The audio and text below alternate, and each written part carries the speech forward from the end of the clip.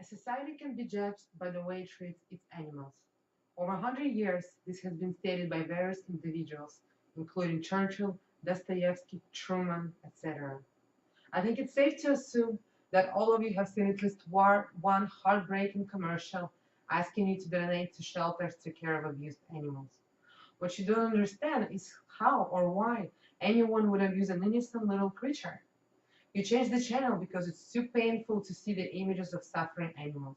By changing the channel, you've protected yourself from feeling upset, but you've done nothing to help the animals. Many studies in psychology, sociology, and criminology during the last 25 years have demonstrated that violent offenders frequently have childhood and adolescent histories of serious and repeated animal cruelty. The FBI has recognized the connection since 1970s, when when its analysis of lives of serial killers suggested that most had killed or tortured animals as children.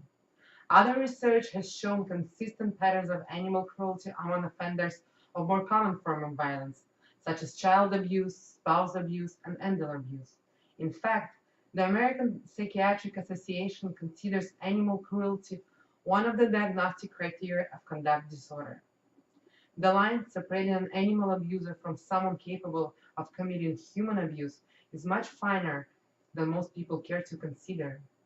People abuse animals for the same reasons they abuse people.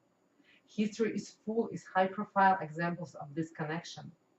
Patrick Sherrill, who killed 14 co-workers at a post office and then shot himself, had a history of stealing local pets and allowing his own dog to attack them.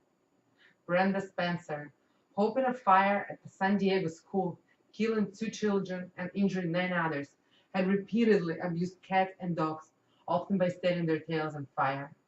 Alberto De Salvo, the Boston Strangler, who killed 13 women, trapped cats and dogs in orange carrots, and shot arrows through the boxes in his youth.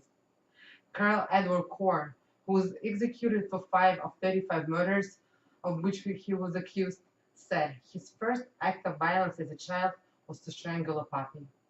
Unfortunately, there is no quick fix for animal abuse, but there are so many things we all can do to help.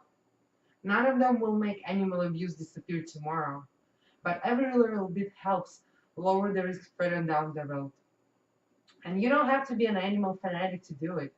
You don't have to be a member of every animal rights organization on earth. There are so many things regular people can do to have an impact. One of the most important things you can do is to be aware. Report cruelty in your neighborhoods. It all comes from the public, but it all starts with you. That's why it's so important to keep your eyes open. Get to know and look out for animals in your neighborhood.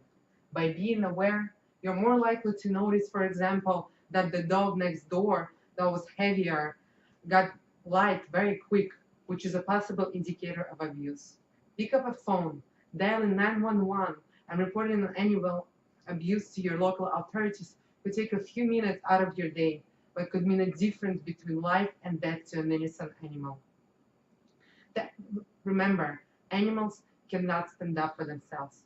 You know that if your dog had a little opportunity to save your life, he would stop at nothing but to do so. So make it your responsibilities to help out animals that were not blessed with caring owners such as yourself or people around you.